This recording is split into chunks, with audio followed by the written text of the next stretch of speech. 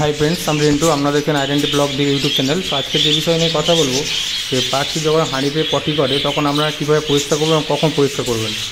তো পাখি যখন হাঁড়িতে পটি করবে তার বাচ্চাগুলোও পটি করবে, এবং বাচ্চা থাকা অবস্থায় আমরা হাঁড়িতে কোনো দিন পটি জমতে দেবেন না, তাহলে পরে বাচ্চার লুজ মোশন লাগতে পারে এবং আপনার পাখির যে মেল ফিমেলটা আছে সেটাও লুজ মোশন লেগে যেতে পারে। অর্থাৎ আপনাকে প্রথম শিখতে হবে হাঁড়ি কীভাবে পরিষ্কার করে, সেটাই আমরা দেখাবো। তো এই সময় বিশেষ করে যখন বাচ্চারাও থাকে, বাচ্চারাও সেই কূপগুলো করে এবং মেল ফিমেলটাও ওই সব পটিগুলো করে, এবং ওরা দুজনেই কী করে, ওইটা যখনই শক্ত হয় বা আপনার ঢোলা পটি হয় তখন ওরা খেতে যায়। দেখবেন, আপনারা ভালো করে লক্ষ্য করবেন, ওই কূপগুলো মেল ফিমেলটা খায় বা বাচ্চাগুলো ঠুকরে খেতে যায়, তখনই ওই খাওয়ার ফলেই দেখবেন লুজ মোশন লেগে যাবে আপনার পাখিগুলো। তো আপনাদের প্রথম শিখতে হবে কীভাবে হাঁড়িটা পরিষ্কার করে। চলুন সেটাই আপনার দেখাবো আজকে, কোন সময় বা কতদিন পরে আপনার হাঁড়িটা পরিষ্কার করতে হয়। চলুন দেখে নেওয়া যাক। তো বন্ধুরা দেখুন, আমার একটা সেপারেট থেকে আমি হাঁড়ি নামিয়েছি। তো এই বাচ্চাগুলোর বয়স হচ্ছে 10 থেকে 12 দিনের মধ্যে, ঠিক আছে।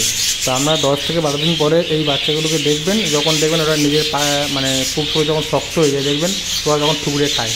আমার এই বাচ্চার বয়সে 10 থেকে 12 দিন। তো এইবারে আমি এই হাঁড়িটাকে বের করে পরিষ্কার করব।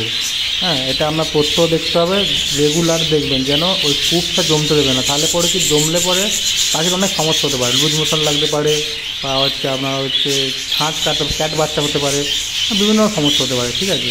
তো অর্থাৎ আপনারা ওই কূপগুলো জমতে দেবেন না, ওইগুলো যথারীতি সবসময় পরিষ্কার করার চেষ্টা করুন। সবসময় যেন হাঁড়ি ফ্রেশ বা পরিষ্কার থাকে। চলুন প্রথমে হাঁড়িটাকে বের করে নিই, তারপর দেখাচ্ছি কীভাবে পরিষ্কার করতে হয়। তো বন্ধুরা, আগে প্রথম হাঁড়ি থেকে বাচ্চাকে বের করে নিতে হবে। দেখুন আমি আস্তে আস্তে বের করছি প্রত্যেকটা বাচ্চা, দেখি কটা বাচ্চা আছে এই হাঁড়িতে।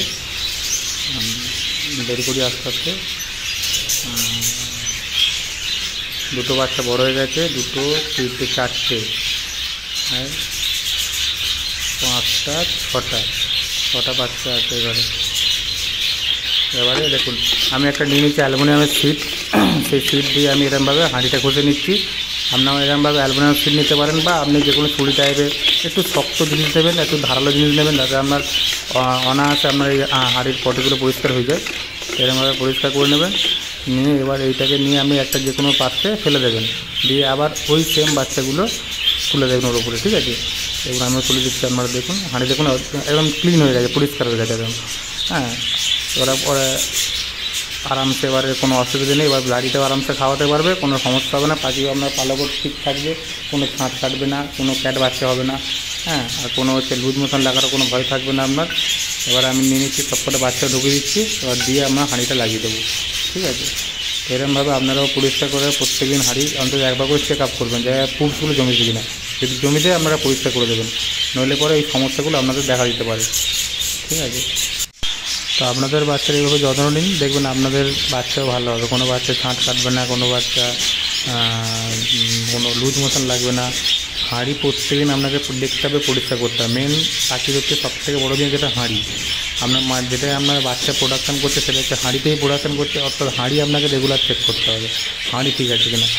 হাঁড়ি যদি নোংরা থাকে তো পাখি নোংরা হবেই এবং পাখির বাচ্চাও মারা যাবে, ঠিক আছে। তখন পাখির বাচ্চা ছাঁট কাটবে, পালক ভালো উঠবে না, আর পালক ভালো না হলে আপনি পাখিটা বিক্রি করতে পারবেন না, ঠিক আছে। এই ছিল আজকে ভিডিও। যদি ভিডিওটি ভালো লাগে একটু লাইক, কমেন্ট, শেয়ার করে দেবেন, আর চ্যানেলটিকে সাবস্ক্রাইব করে আর নতুন নতুন ভিডিও পেতে পারেন।